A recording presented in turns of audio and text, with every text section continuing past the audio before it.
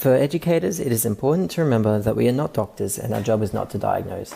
However, it is our job to identify when students have sustained difficulties in learning and how we can help to address the multifaceted cognitive barriers these students can face.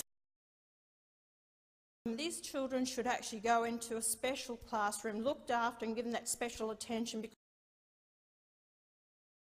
Traditional segregationist perspective is slowly giving way to a more inclusive model.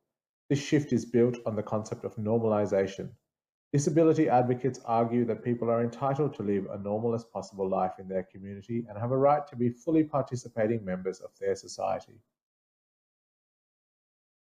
Inclusive education in schools refers to a philosophy that aims to meet the needs of all students regardless of their ability.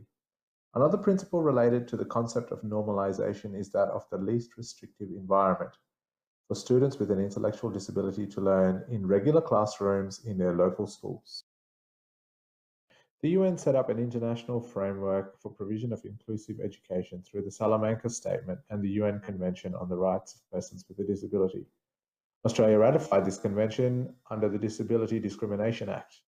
The disability standards formalise guidelines for educational professionals, in most cases, such as consultation with carers and facilitating learning in the curriculum.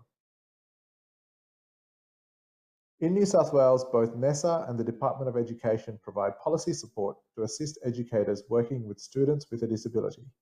These policies have, however, been criticised for being inconsistent, having ill-defined expectations of educators, and not doing enough to meet our international obligations.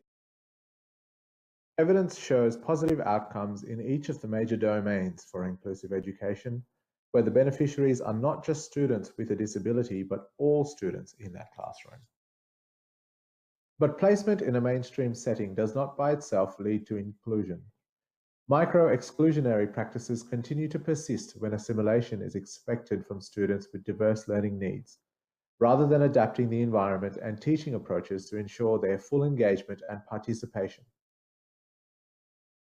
Practical strategies for inclusive education revolve around an ethos of collaborative planning between all the parties involved to accommodate the students' needs in an integrated classroom.